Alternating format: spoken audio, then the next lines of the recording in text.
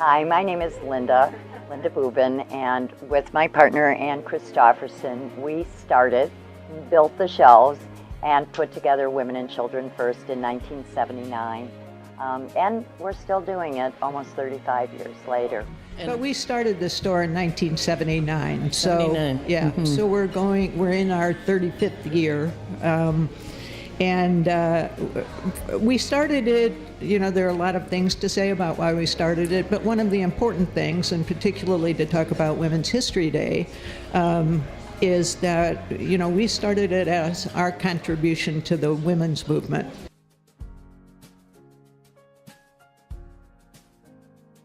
We decided that it'd be best for us to open as a specialty store or a store with a niche market, because there were already a number of general bookstores in Chicago, and we wanted to be unique. And we also had a particular mission that drove that specialty and has driven our activity ever since. We wanted women to find books that reflected their lives and thinking and perspectives, and that of other women as well. And to make a comfortable place where women could come in and talk about sensitive items. Women come to us who have been raped or who have been the victims of incest. When we were a small store, it made sense for us to just carry women writers. But as we grew and as women, began to take their place in larger spheres, we could expand the subject range. We also positioned ourselves to be the neighborhood bookstore in Andersonville. And we broadened our buying to include, the best new literary fiction by men.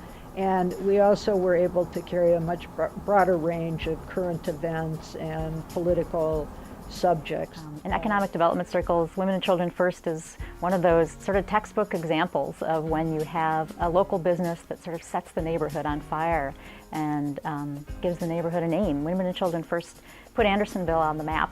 And also we've always sold books off-site. And some of the major ones we've done recently were we were invited to sell books for Sonia Sotomayor's appearance in Chicago.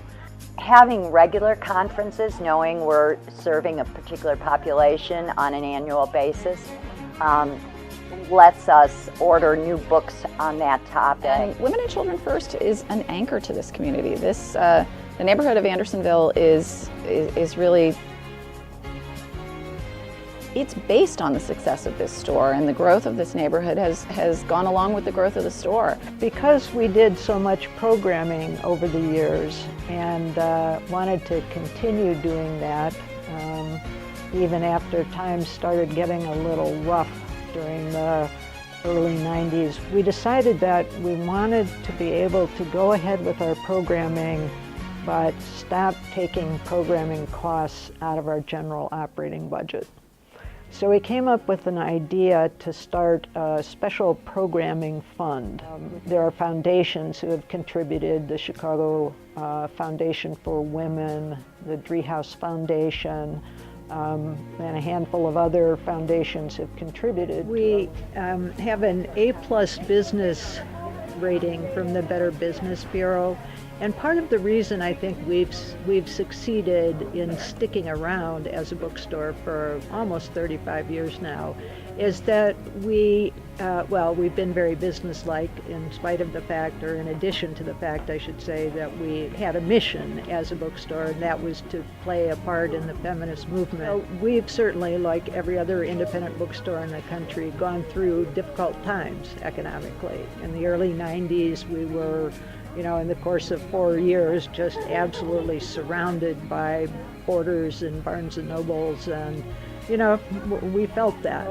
We've always adjusted to bring in new programs to increase our revenue.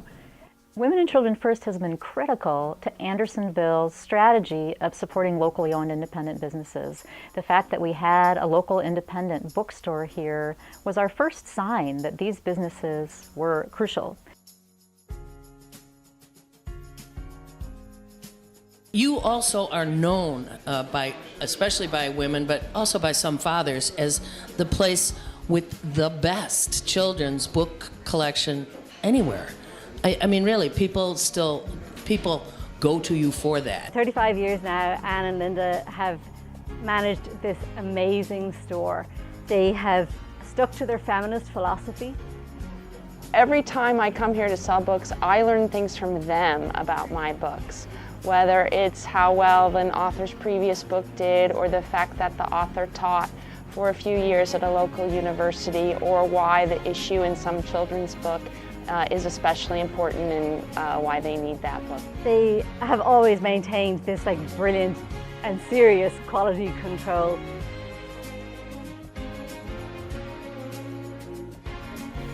The bulk of our marketing and publicity is focused on our events at the store. We do a constant contact e-newsletter every month. It goes out to 6,500 people. Since any time we sell books at an off-site event, whether it's a small gathering in someone's home or a national conference, we make sure we have lots of items with our logo on them. We have a banner, we have our bags and bookmarks. We always make sure we take our calendar of events with us. One of the roles that I have played at Women and Children First over the years was started when I was at graduate school, and I became the store's publicist. And part of what I considered my responsibility as the publicist was to cultivate relationships with local and national media, not just sending out blind press releases, but building real friendships, connecting around books and connecting around the store. Right now we have a display that's kind of like an inside joke with booksellers, which is that sometimes people will come up to us, and I've done this to other booksellers too when I'm shopping, but I'll say, I don't remember the title, but I think the cover is blue. So we have a sign that says that, and then a whole bunch of random blue books. We include all of our events on our website. We have a dedicated page on the site for events. We also create flyers for almost every event, and we hang them around the store and around the neighborhood. And through that process of connections and friendly, ongoing relationships, I worked on building our media list to a pretty dynamic list of people who are not just getting press releases, for immediate release, but with whom we have created a genuine rapport. We also customize our marketing efforts. For instance, last fall when Edwidge Dandekot was coming here, in addition to all the outreach we would normally do for any high-profile literary writer, we also wanted to reach out to the Haitian community here, which is quite sizable. I print out a report and see what has sold really well in the last month, and I try to get that to show up, and then I try to also have a balance between that and what has just come out and we don't know how it's going to do. And just trying to juggle that and make sure that people see both and that it's constantly changing. Also, often when we're hosting events with authors who are on national tours, we make use of the services of an extra publicist who works to arrange interviews with local media. We also have a loyalty program. We also call it a membership program. We average about 1,000 people at any given time who consider themselves members of this store. I get to kind of put together windows and try to come up with creative ways of displaying what we have, especially books. We're very active on Facebook, especially in the last year or so. We post all of our events. We also post things of a political or current events nature. Women and Children First is a place that builds community and it expands community. Their role as a community convener is extraordinarily important. It's a place where we come to meet our friends, to get business done, and to buy books. One thing you're known for, and last year I attended one of them when you had Alice Walker in, is having these great authors come and visit and speak. I think you're about to have Jimmy Carter. That's right. I think having a president or former president is a first for you, right? Well, and we've also had who might be a future president, Hillary Clinton. This is my first book Indemnity Only. It was published in 1982. If you tried to buy this book today at abe.com, you'd pay about $3,000 for it. But in 1982, nobody was paying any money for any of my books. Ann Christopherson and Linda Bubin, the owners of Women and Children First, sought me out, as they have hundreds of other Chicago writers, and invited me to do a reading. I can still remember the first time we got called to have Gloria Steinem. I believe it was 1991. We had only been here a short time in this location, and we were still sort of trying to prove ourselves to the neighbors. And I got the call, I think, from Little Brown, and I just remember standing there with the phone in my hand, jumping up and down like a 4-year-old. Gloria Steinem's coming to our store. We had about 800 people. We had never had an event that big. There have been many thrilling moments over the years, and Gloria Steinem coming to the store was certainly a very big one on the list. And she was on our little stage, but then she stood up on her chair so that everybody in the back of the house could hear her. And she gave a wonderful, inspiring, witty, if you've ever heard her speak, she's just a terrific speaker. Often we've had authors for their first or second reading and a smaller audience, and then as their reputation has grown, they've outgrown our space. So we've had their readings then go to the museum down the street that holds 200 people. So at the museum we've hosted Isabel Allende and P.D. James and Margaret Atwood a second time. Annie Leibovitz, oh, that was a thrill. Women and Children First was one of the pioneers in author readings around the country. Part of what's impressive to me about the events is that they can do something as big as having Jimmy Carter, and often those events have to be held off-site because they are so big. But from something that big to, little-known local authors and little-known national authors.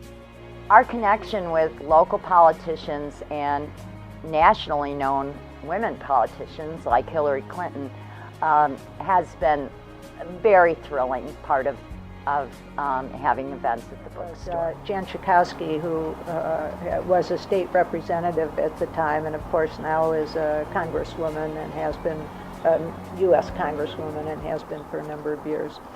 But when Barack Obama decided to run for Illinois Senator, Jan Schakowsky decided to hold the press, invited him to hold his press conference, for his senatorial launch his senatorial campaign. They did it in the bookstore. So the store has been a huge part of pretty much every major transition in my adult life here. When I first moved to Chicago as a 20-something lesbian feminist, I came to the women's bookstore and looking for community and information about what people did here, and I found this incredible resource. So just over 5 years ago, I had a conversation with Ann and Linda, and they empowered me to start a unique cultural event for lesbians and, as I say in the publicity for it, lesbians and their friends here at the bookstore. We started Sappho's Salon. I was the curator and the host of the salon, but certainly Ann and Linda have been intimately involved in the salon as it has progressed. It's a once-a-month showcase of lesbian voices and visions. Just a few years ago when I became state representative, I chose to be sworn in here because this is such an important component of our neighborhood and our city. Ann and Linda are true community partners. One or the other of them has sat on the board of directors of the Andersonville Chamber of Commerce for countless years. They always participate in all of our events. They, I think, probably are daily donating some sort of gift certificate or book to one of our local charities or community organizations. They're deeply involved in every aspect of the neighborhood. Yeah. We talk about businesses being part of a neighborhood and really being neighbors too, and I think that Ann and Linda take that seriously, and that you see that in their involvement in a lot of different kinds of community organizations and community activities. Probably my favorite example was there was a city budget announcement that the libraries were going to be closed every Monday as a way to save funds, and this just rubbed Linda the wrong way. And she called me at 9 o'clock in the morning. We hastily put together this story time sit-in in front of the library. We had our story time and we got some press coverage for it. And I gotta say, they're open now on Mondays. Anne and Linda and their team have always been really active in trying to support rape crisis centers in working against domestic violence. I can't even begin to say how many different kinds of community events that they have spearheaded or underwritten. So, you know, they do a little bit more than just sell books here at the store. They really, really bring community together in a meaningful, important way.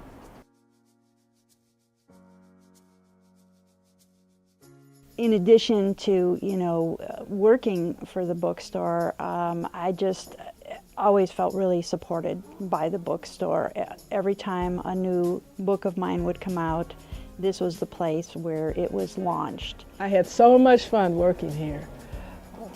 For one thing, being exposed to new books as they came out, meeting authors as they came through the door, hosting author events. The young women who work here often are quite surprised by the kinds of responsibilities they're given, the mentoring that goes on. Young women, when they work here, even just for a year or two, leave with real job skills. They've had real responsibilities. They've taken charge of projects. The things that I've taken over would be our online, the website, putting up events, putting up staff picks. I have to say it is a very healing place to work. Just to give you a little backstory of me, I lost my daughter Corey about 1.5 years ago due to complications of leukemia.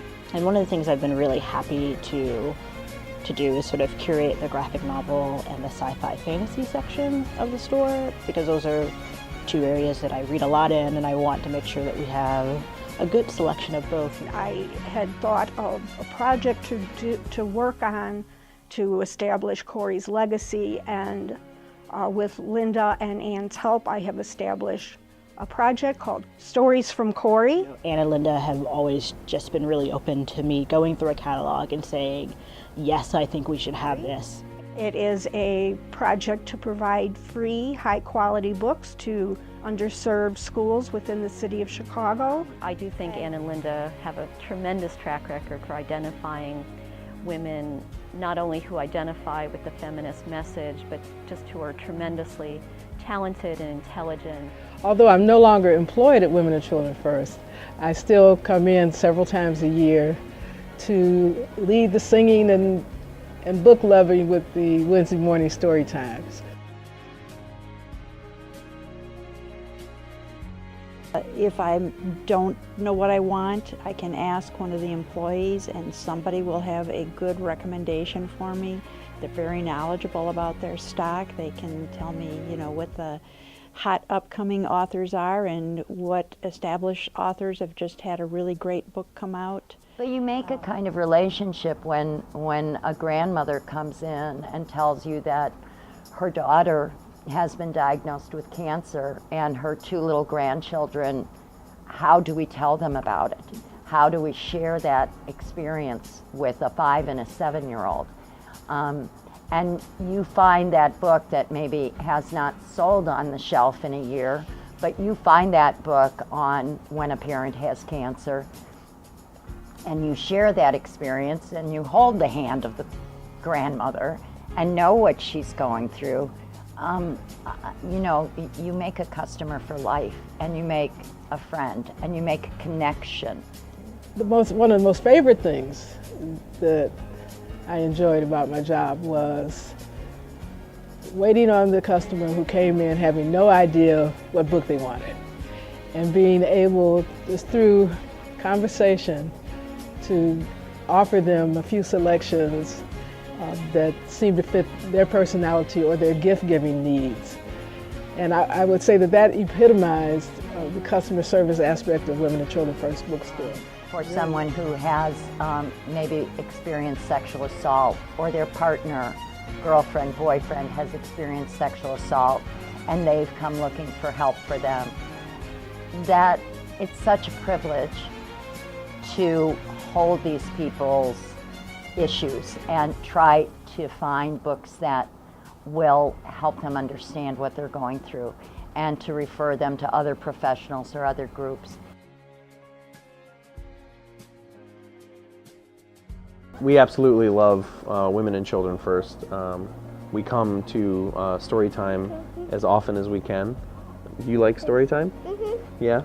Yeah, it's a lot of fun. Women and Children First is a symbol of openness, of inclusion, of access. And before we had kids, we would come here to pick out a book almost every week, and we've always loved it as a community. It's really a great anchoring spot in the community. That here was a place I could find things that I couldn't find anywhere else that were interesting to me and that I thought might show a different side of my thinking that I hadn't ever thought about. And Linda and Ann were very instrumental in showing me authors that I probably would not have picked up on my own. Here, but then when we had kids, it became even more of a great place to come because of Miss Linda's story time. And we come here at least 3 times a week. Would you say 3 times a week? Yeah, what? We, the girls cannot walk by the store without having to stop in and saying hi to Linda and Ann. The Women and Children First is one of my very favorite go-to places to get books in my field, to find out what people are doing in feminist studies, and also for my own books. I've had readings for 2 of my books here. I started coming with Rosie for the story time every Wednesday, and we've loved it and we've grown up on it. Maggie, at her age, has been able to join the Juvenile Book Club, which is great. And Louise, we always like to come here. What do we like to come for, Louise? Like, they always have good selections for books on people's birthday. We've been coming to Women and Children's First Bookstore for story time since Jeremy was 6 months old. Can you believe it? In fact, Lorraine, come here, Lorraine, join us. Lorraine is the one, Jeremy's grandma and his nanny, who brought him to story time starting when he was 6 months old. Sometimes I should say I come and I have a specific book that I want and they have here, or they'll order for me. Other times I have categories and I need just looking for poetry books or books on global culture or on service or on social justice. And there's always something here. And as an adult, I like coming here because I feel like the staff always greets me with warmth and helps me take my interests just a little bit farther. I have been affiliated with Women and Children First since 1988, when I got very active in the women's community and in the LGBT community. And when I walked in, it was a place that I had heard about for years and years and was so excited to finally be there. And I can honestly say that Women and Children First lived up to all of its reputation. One of the really great experiences I've had as a bookseller over the years is to become a member of the American Booksellers Association board in the late 90s. It was my great honor to be elected as board president in 2000, and I loved that opportunity and doing that work and being able to meet booksellers from across the country.